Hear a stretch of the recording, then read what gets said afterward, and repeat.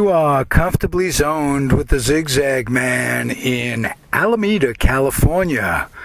Every now and again I push on the doors of Life Marked Pull with another YouTube extravaganza.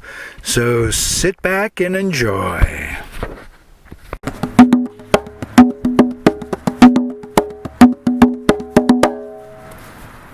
The tones of Brother Craig, Coach Craig.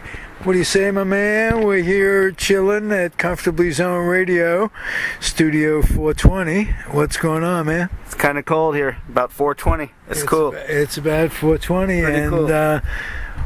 420 is the date of birth of my son, and he was born in 1990. I had been a long time pot smoker and did not know the significance of 420. He was born on 420. My brother had to point that out. My brother, who is not a pot smoker, he he was born with a stick up his ass, and he's not like it. No, he kind of likes it, actually. Oh, too bad. Well, that's his problem. But he is not a pot smoker. I am, and all I know about pot smoking basically is you either roll some up in a piece of paper, or you put some in a pipe, and you light said pipe or light said paper, and you get high. Oh, I'm not. New ways now. There's new ways. There are new ways. So, the purpose of the show is to talk about those new ways of basically getting high for whatever reasons you get high. It's legal in 23 states for medicinal purposes. It's totally legal in 2 states. We are headed in the right direction. I'm an old man. I've been a wake and baker for a long time, and it's nice to see the way things are going. And we're in a day and age where Craig is cooking up a little concoction of different herbs. Why don't you tell us, Craig, about the different herbs and about the ways people have these kids with their young ways of doing things. They got ways of doing it so they can get even more enjoyably high, taking less hot smoke at times, and enjoy the wonderful taste of the green herb that we have in California, in Northern California. Basically, we're just talking off the air about Humboldt County. We get the best weed in the whole frickin' world. So I'm just going to let you talk, Craig. You talk. Oh, Don, do I have to? Yeah, you like it. Let's see. Well, of course, there's different ways to smoke it. There's different ways to do, anything. But typically people smoke joints, a cigarette. Now, if I wanted 1,200 hits, I'd smoke a cigarette. I don't need to smoke, a joint because no offense to people that smoke joints, but with a joint, you've got a hit after hit after hit after hit, and until the thing goes out, you've got hit after hit after. I don't want to die too early from hit after hit, so I take my hits like sporadically and intermittently and in a different way than a joint, because a joint is much harsher than other ways, which we're getting to, such as a water pipe, or commonly known as a bong. But if you go into some shops that sell these things, you don't want to say bong. They might even scold you, because that's a word that's associated with marijuana, which is what you're doing in the store anyway. Right. But you're supposed to say water pipe because that's politically the right way to say it in a fucking stoner shop. Now, if you want to delete that, go ahead. No, just... I swear. All bad people swear, but some good people swear. Some people do swear. I've said fuck many a time. Oh, fuck, I don't believe you. No, you do. You really fucking do. Fuck's a good word, really. George Carlin took all the onus with his 7 magic words. Shit, tits, fuck, cunt, cocksucker, motherfucking tits. But I don't remember them. Yeah, you don't. You have no idea shit, what tits, they are. Fuck, cunt, cocksucker, motherfucker, and tits. And it's legal to say that on the radio. Now, I don't know about YouTube. I don't want anybody complaining. This is an adult show, of course. And but No, you're right. you need to teach your kids that anything that's an herb really can't be all that bad for you. We've been learning that later in life.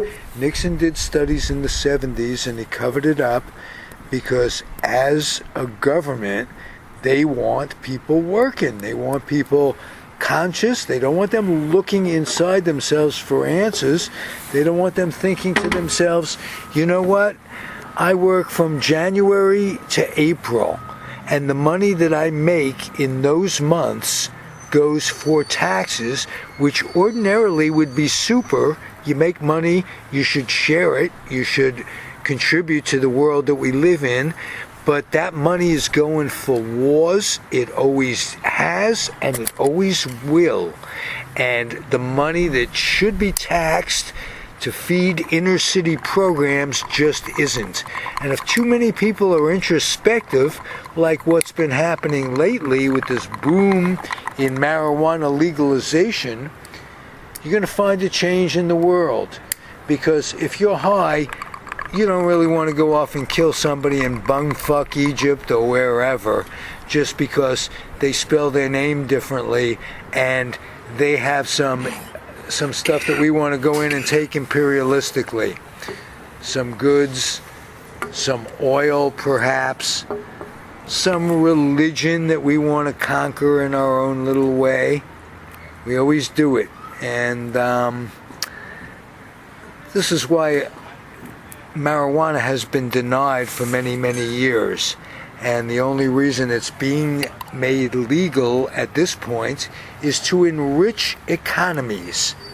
Colorado just sold millions of dollars worth of dope on the first day they were open and put hundreds of thousands of dollars into local coffers. They can pay for the homeless, can feed the poor, can educate the curious. Got to start doing that if we're going to progress. And the one thing that marijuana does, it makes you start thinking about that a little bit rather than being violent towards other people. So all those sales actually help the community, huh? Absolutely, they help the If it's community. There's a filtered right, sales right, the tax. money? Absolutely, and they're tightly regulated, and the community is helped by cities being enriched, just as they are, just as Oakland gets an awful lot of money from Harbor Bay that sells marijuana, and they get a lot of tax dollars, and things start getting better. And we get to hear a little bit of Craig on the Congas.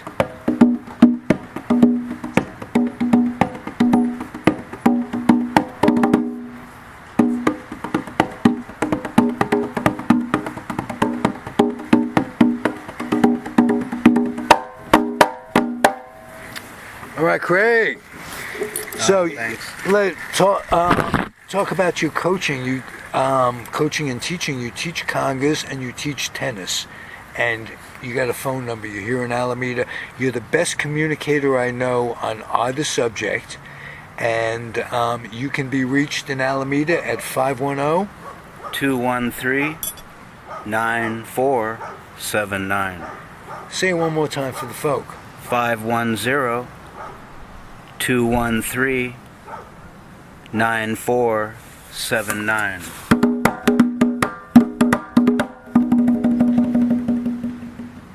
So you go back to a previous episode that I have up on YouTube with Craig where he I kind of Congo 101, and you taught several moves of the Congo. Before you go on a little bit, give a little advanced teaching, I want you to tell us about some of the ways that people are using the herb. I don't call it a drug, I call it an herb, because it is. It's a flower, it's a plant, it is not a drug. Drugs have chemicals. Chemicals, side effects, kill people, oftentimes more than the disease they're being prescribed for. No one has ever died from marijuana. Ever. You can't do it. Craig, wake up. Oh my God. Oh, we have history. We have radio history. He's asleep. No, all right. Oh, thank God. Thank Sleep. God. You take a nap. You get the munchies. Well, I mean, the colors are nice. Greatest sleeping pill in the world, I must say. It's an antidepressant. It is now being talked about curing, reversing tumors, curing cancer, doing all these wonderful things. And Boy, it sounds like we're defending it. it sounds like we have to, which is really kind of sad because it's not totally legal yet in California, and it should be. So tell us some of the ways to inhale and be nice to your body the same way. Thank you. That's right. I was I'm no expert at all, but I was talking about how joints are cool, but you get many, many hits off them, especially if you roll one the size of a tree. You can get half a Colorado high and still save the roach.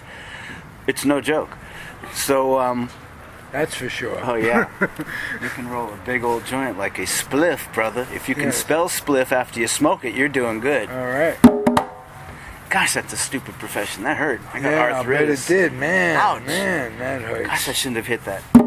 Oh well, I feel better now. All right. Anyway, so joints are cool. I used to have this friend that would go to concerts, this girl, and she'd roll up 5 or 6 joints the size of your middle finger and go dance because reggae music is so mellow and so Yeah. easy to dance to. You don't really have to be a dancer. And this is for real.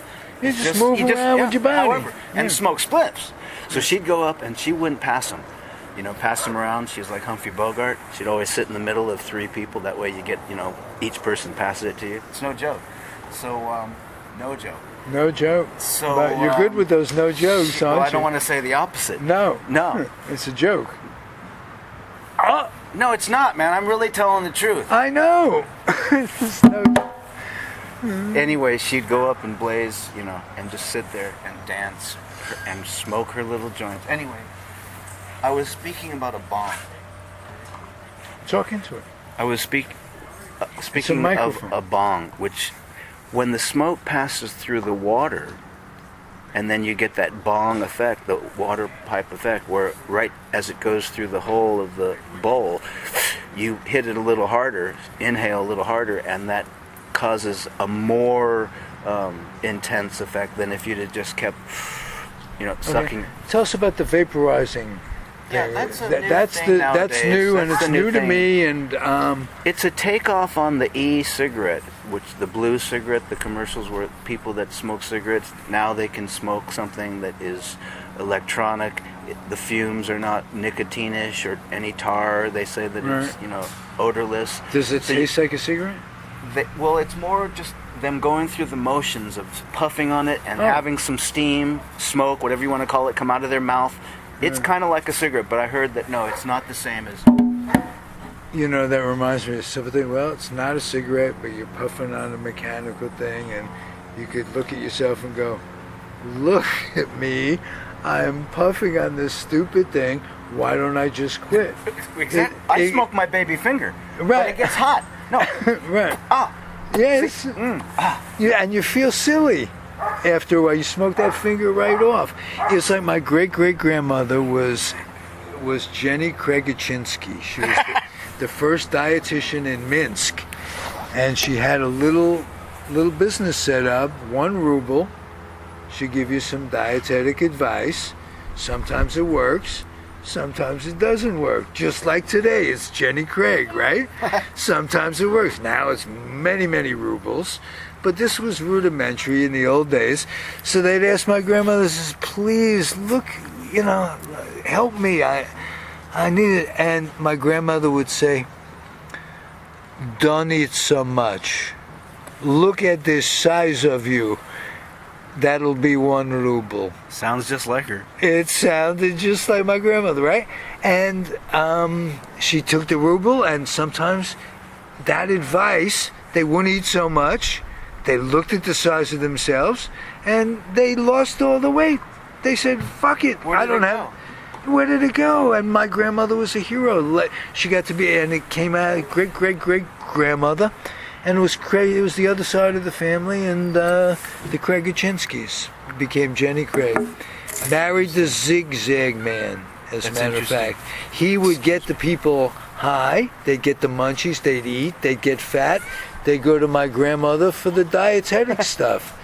So things worked out. They were a great couple. And that's where I got my nickname, the Zigzag Man, because I'm the great-great-great-great-grandson of the Zigzag Man. Now, Craig takes an emergency phone call right in the middle of my show, and do I give a good flying whatever? No, because I am the Zigzag Man, and it's been a good week. January gets up into the 70s in Alameda, and I'm having a show with my buddy, and we're talking about a subject that's near and dear to me, with a guy who's become a good friend over the years. You're a great tennis coach, Craig. Even though I interrupted with a phone call? Yeah. Oh. What the You hell? should have deleted that part, brother. No.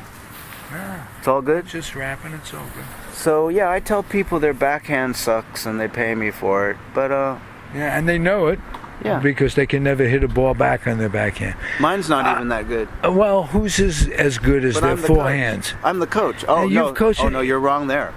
A lot What? of pros' backhands are much better than their On an forehands. amateur level, the chances are that's not true. It should be, because it's an easier stroke to master, but it isn't necessarily true. What's the first thing you would tell a person with a backhand problem? What is a tip that you may not hear from anybody else? When you see the ball coming, tiptoe to your left so you can hit a forehand. But what if that ball's coming very, very okay, fast? okay. There's got to be a plan too. I'll stick with the backhand. All right. Well, you're not giving me, a specific problem, but just in Yeah. general, It's the grip, isn't it? there's a lot of things. But first of all, don't think of the backhand as something like worse or negative or badder, it's in the dictionary, than the forehand.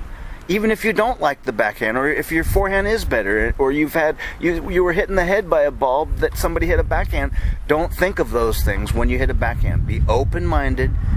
Just see what happens. Turn your body and pretend that you're a left-handed, right up your alley, baseball player all of a sudden. You become a left-handed player, even though you're not, and even though you're not coordinated on that side, Right. but you just do it. You just all of a sudden turn, and now you're a left-handed baseball player, and then just swing. Smack it as a So thoughts are Yeah. important. And keep your elbow in. Oh yeah, that's a common thing. You That's let your, a com- right. your elbow flail, F-L-A-I-L. That's not good, right, Coach? Yeah. You're See? right. Yeah. All right. I thought we man. just established that. We did establish that you as the man, and you would have gotten around to the elbow thing, but the elbow thing did me in for a long time. You keep your elbow right in there, Boy, and turn your hips. You can't lose. Boy, you want to talk about that elbow. Go ahead. Yeah, I did. But what I really want to talk about is the vaporizer, the advantages Oh, yeah. and the disadvantages. Okay, here we go. I'm not a pro on it at all, but Yes, you are. what happens You're a semi-pro. is, with the vapor, typically when marijuana is lit, it's lit with fire of some sort. And so fire is touching the actual thing. So you got a chemical reaction that's kind of intense, as opposed to a vapor, which a metal bowl heats up intensely. And said product is in that bowl, whatever it is, some oil or some wax, all these different concentrates they make, hash. Right. It's just stronger. It's all marijuana based, but it's, made in a way that it comes out stronger. But the weed itself, some weed is strong too, so that the strength is not really the issue, but it's a concentrate. And the bowl heats up red hot, so of course that lights it in a different way. So then the smoke that is emitted is less than one where you take from fire, so therefore they call it healthier. But who in the hell wants to be healthy? You're smoking weed, damn it. Nope. It's a joke. No, we all want to be. See, that's I the run thing. marathons. Yes. With joints in my back pocket. Yeah, I told people, I think it was on this air, that one time somebody asked me if I wouldn't accompany them to Marijuana's Anonymous. And we were both so high, we ended up at Marathoners Anonymous. It's a 12,000 step program. All right. That was good. Thank you very I much. tried to go to Marijuana Anonymous too, but I couldn't find the place. You couldn't find the place. Well, I'm chasing these guys. I'm chasing these bastards. They're running. I'm looking for a light. I've got a dying Bic and a bowl full, and I was going to share. I couldn't catch him at all. So that was one of my experiences. One time, and this, Craig, you'll never believe it. There's a set of meetings in one building up in Santa Rosa, different meetings. They have Alcoholics Anonymous, right?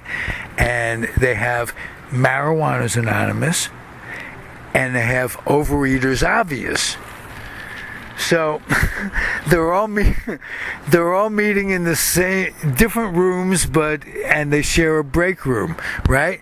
So I'm up there, I'm doing something, I don't know. I'm sitting in the break room. They all come in, so I thought I'd have some fun. So I was getting the Gamblers Anonymous people to bet on who had the better munchies, the Overeaters and Obvious, or the Marijuana's Anonymous, right? So and I had the gamblers betting, right? I had the Overeaters eating to test it out, because who would know better? You got to make them the judge, right? And I had the pot smokers getting everybody high. Excuse me, was Narcanon involved? They didn't bother me at all. They were asleep in the back. They had a needle up their ass or something. But hey, listen. All the programs, it works, and if you have a higher power, I joke about it, but I don't, and you do. So there it is, and I want to say that I respect your higher power. If you respect the fact that I don't what? Have a higher power, and a lot of people with higher powers don't respect an agnostic or an atheist point of view.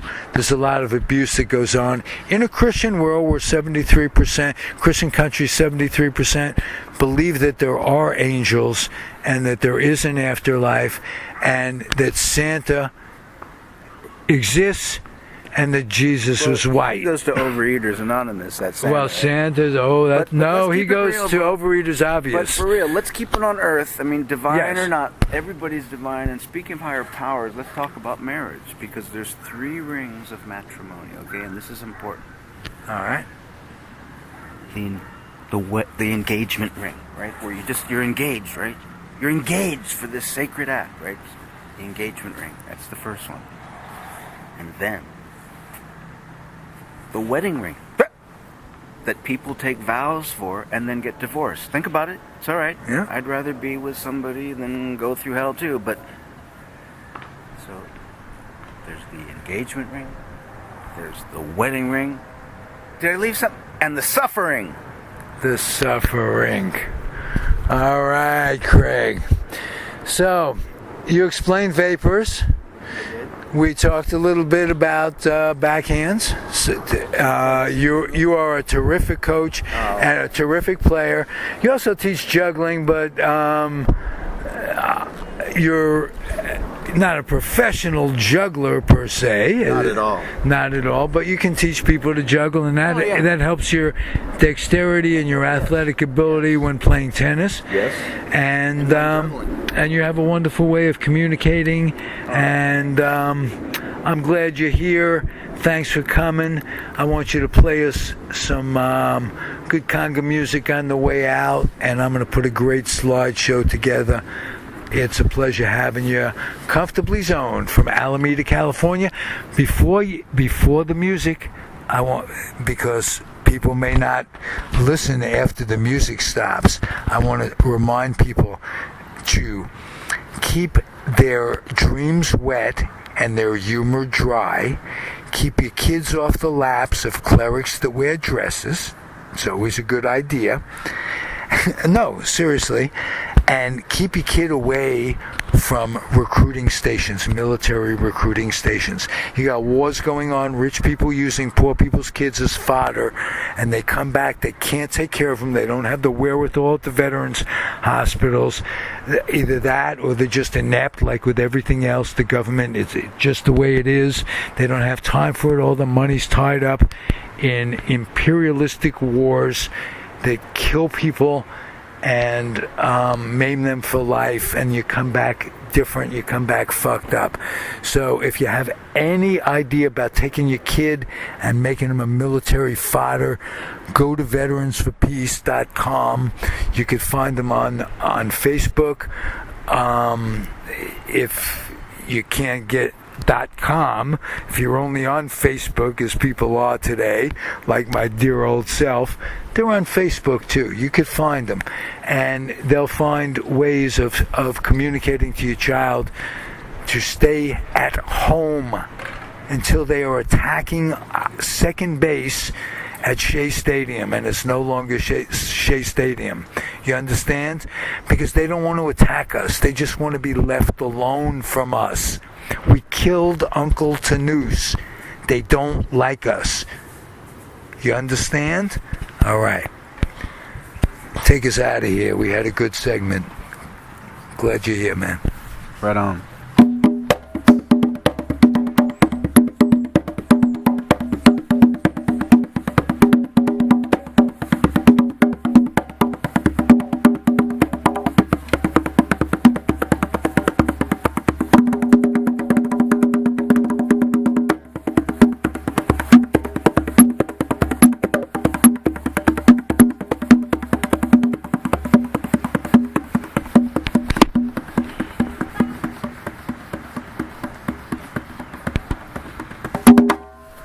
Native American beat there a little bit, am I right?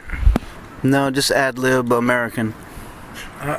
Native or not, I don't know. Could American. Be, could be anything. I heard it. Could be Outer Mongolian, but it was here. It was here. And here we are in Inner Mongolia. Over and out, sports fans.